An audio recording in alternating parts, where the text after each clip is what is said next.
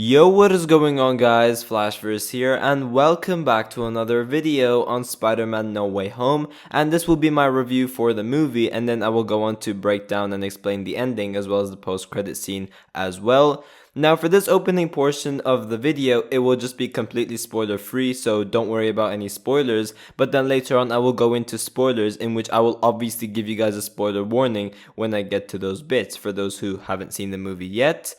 But wow, just giving you guys my quick initial thoughts on this movie. I absolutely love this movie. It is hands down, for me at least, the best MCU movie of all time. This movie just exceeds all of the expectations I had, and it's just everything I've wanted to see in a Tom Holland Spider-Man movie. It had everything I ever wanted to see this version of Peter Parker go through, and they just knocked it out of the park. It has a mishmash of very comedic moments, but also those really high stakes and intense scenes where the tone just does a total 180 like during the middle of the movie. It's just great. There's a lot of scenes which will make you just jump out of your seat, but also this movie perfectly develops Tom Holland's iteration of the character. It just takes him through this emotional yet very impactful journey, and it's just great to see it. This film just truly is a celebration for this character, and for those who haven't seen the movie, you are in for an unforgettable experience.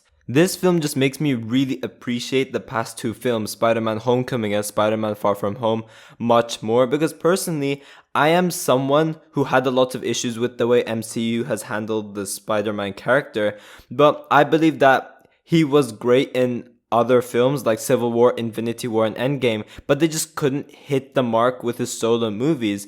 But as I've mentioned before, this movie just perfectly shows the growth of this character and like what he goes through, and it's just honestly beautiful. It makes me appreciate these previous films a lot more. It makes me appreciate this version of Spider-Man a lot more, and personally, this is the best that we've seen this version of the character so far.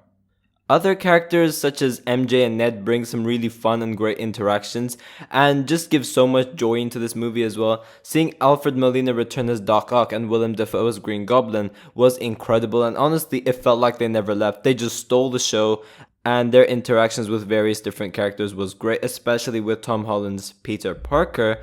And my favorite villain of the movie was hands down Green Goblin. For those who have seen the movie, be sure to tell me who your favorite villain in the movie was as well. But yeah, now I will head into some spoilers, so if you guys haven't seen this film yet, I suggest you click off this video right now. But before I get into the spoilers itself, you guys don't forget to drop a like on the video and subscribe to the channel so you are aware of more MCU videos coming your way. Okay, so this movie mainly focuses on Peter being exposed to the whole world as Spider-Man, in which that is obviously a huge change in his life. It's literally been flipped upside down, and the way they were able to show these struggles was honestly great, such as Peter's friends being thrown under the bus with Peter as well, and they're basically taking part of the blame for being associated with Spider-Man. All of that was just very well handled, and with the fact that Peter, MJ, and Ned were not able to go to MIT due to this whole situation. And then that scene where helicopters just circulated around the house, police officers entering the house as well. They were all just very well handled. And obviously that situation in school where everyone's just taking photos of Peter Parker and then the teachers are taking the mick of him as well. All of that was just so well done. Seeing Charlie Cox's Matt Murdock aka Daredevil return was just honestly great. I wish we could have seen more of him in this film, but just seeing that snippet of him in that one scene was just honestly amazing as well. Having Doctor Strange part of this film as a supporting character was so much fun. Seeing these interactions between Doctor Strange and Peter were very comedic often, but we did have those very serious elements being added onto it as well, and it was just great. But yeah, Doctor Strange really pushes this story forward, saying that Peter goes up to him so that he's able to reverse the identity reveal through a spell, and Peter just doesn't stop tampering with the spell, which obviously results into everything being messed up and eventually leads to these returning villains that we've seen in the trailer, such as Dr. Octopus, such as Electro, such as Green Goblin, such as Sandman. All of them return in this film, and it was honestly amazing. But yeah, Peter and his friends then go after these returning villains so that him and Doctor Strange could send them back to the universes they came from. And I did really love the scene where all the villains are captured and they had this interaction together. Obviously, we did know that Electro and Kurt Connors, aka the Lizard, came from the same universe, so seeing them interact with each other, but then also seeing Sandman, Goblin, and Dr. Octopus interact with one another was so much fun. And the same thing goes when we have the Raimi characters interacting with the Andrew Garfield villains as well. I found those really fun moments.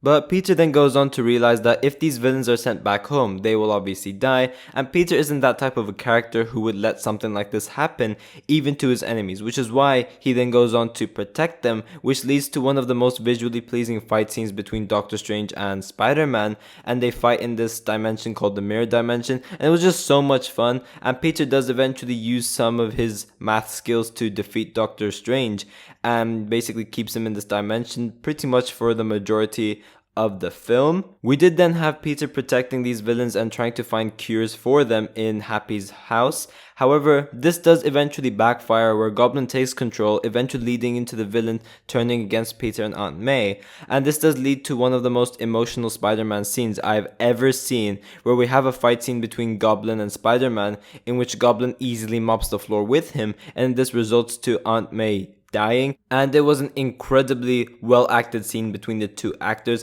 It genuinely felt like Tom Holland lost his own aunt. It felt so natural, so emotional, it was just so well done. And with an icing on the cake, we have May saying the iconic line, "With great power comes great responsibility." I've been waiting for them to say this for the past two films, and now we finally have it. It was just such a great scene. But here it is, the moment we've all been waiting for. Ned and MJ are working together to try and find Peter after what they saw on the news, and Ned is able to use magic where he's able to summon Peter Parker, but it ends up being the wrong Peter Parker because we end up seeing the man himself, Andrew Garfield, return as Spider-Man, and then later on we see Tobey Maguire return as well. This was one of the best scenes I've seen in such a long time, and it was just such a great scene, seeing just both of these two Spider-Man interact with one another. Andrew Garfield just carries these scenes, he just knocks it out of the park, and for me, he is my favorite Spider-Man, so I was really happy to see Andrew Garfield return and wear the suit again. We do then have some incredibly well acted scenes between the three Spider-Men where they all talk about their lost loved ones, where we obviously have Uncle Ben references, we have Gwen Stacy references, we have Multiverse Harry Osborn references and how they were best friends who tried to kill them. I really loved those references. We had some very funny moments between the characters as well, where we had them making web jokes because Andrew Garfield Spider-Man and Tom Holland Spider-Man obviously have to use web shooters to shoot their webs, but then Tobey Maguire doesn't need to do that. He just shoots it from his wrist and it just comes out. So then we're seeing their reactions to Tobey Maguire being able to do that. It was just great and it was so funny. I really appreciated those moments which they gave us. But yeah, the three Spider-Men work together to find a cure for each of the villains, which then leads to the big final battle between the three Spider-Men facing off the Sinister Six. This scene was literally eye candy. Not only were the visual effects so spot on, but seeing these Spider-Men working together and just swinging together was just amazing. I've had chills all the way throughout. We had some great payoffs with scenes such as Electro and Andrew Garfield Spider-Man and him saying like, "Oh, you're not a nobody without these powers." I really loved that. And then we had some great scenes between Tobey Spider-Man and then Dr. Octopus as well, who later arrives to assist the heroes. I absolutely loved it. This movie was truly just a love letter to the fans. It genuinely felt like that.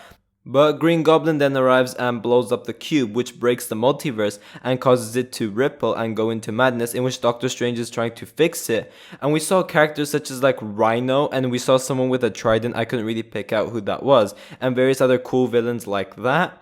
But definitely my favorite scene of the movie, and I nearly teared up when I saw this, but it was when MJ then begins to fall down after the Statue of Liberty begins to collapse due to the bomb exploding, and then Tom Holland Spider-Man fails to catch her, but Andrew is able to make his redemption and save MJ. It was so emotional.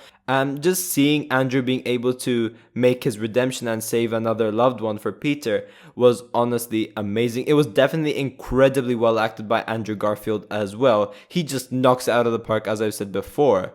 But yeah, Tom Holland eventually is able to decimate the Goblin and he just brutally beats the living crap out of him and he's about to deliver the final blow. But Tobey is able to stop him from finishing the job, and Tobey then gets stabbed and Tom Holland's able to then use the cure and stops Goblin. Peter eventually makes the ultimate sacrifice by fixing reality through allowing Doctor Strange to cast a spell so that everyone forgets that he is Spider-Man. Now, here's the issue I had with this. If they forgot that he is Spider-Man, like, why doesn't Peter Parker still exist? Like, Peter would have still gone to school and stuff while interacted with the other characters. They just should have forgotten that he's Spider-Man. That's it. But with the spell, it just looked like the person called Peter Parker just didn't exist. So that didn't make a lot of sense to me. But Peter then has some very wholesome and tearful goodbyes with the two other Spider-Men, and later on with Ned and most notably MJ, in which Peter does promise that he will find them later on and just explain everything so that they could quote unquote remember. But everyone then forgets that Peter Parker is Spider-Man, and he's trying to remember his lines as he's walking across the street so that he could go to MJ and say it to her. But later on, Ned arrives to that cafe as well, and the pair talk about MIT, and Peter then backs down from talking to them, saying that after Peter hears about what they said, he believes that they are essentially better off without him.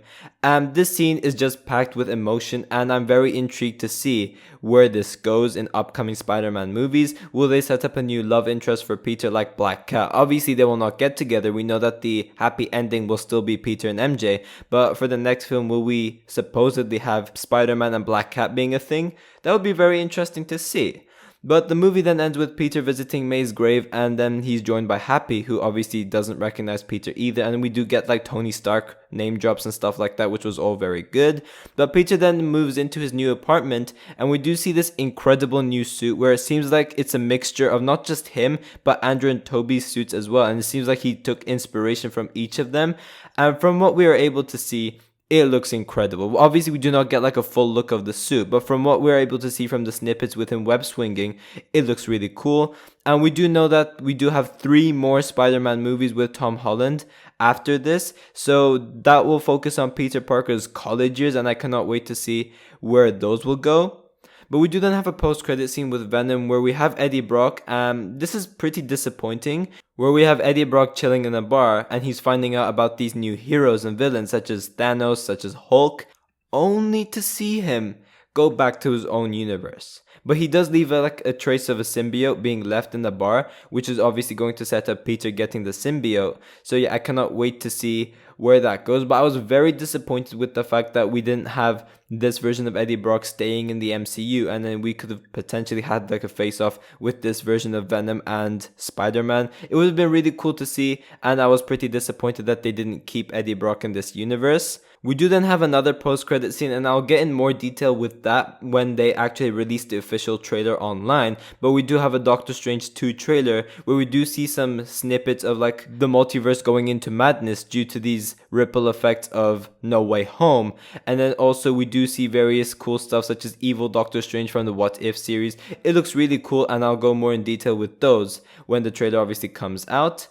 But overall, I love this film, and I cannot wait to see how they tackle certain events going forward with the symbiote, as well as the dynamic between Peter and MJ and where that will go. We did have a little bit of overdone humor, but also we did have some choppy scenes for like the first hour. But other than that, I absolutely loved this movie. It is definitely my favorite MCU movie of all time, and I just loved every minute of this film. And overall, I will give this movie a 10 out of 10. But yeah guys, thanks for watching. If you guys have enjoyed the video, please give a like and subscribe. Be sure to tell me in the comment section down below what your favorite moment in this film was. And yeah, I will see you guys in my next video.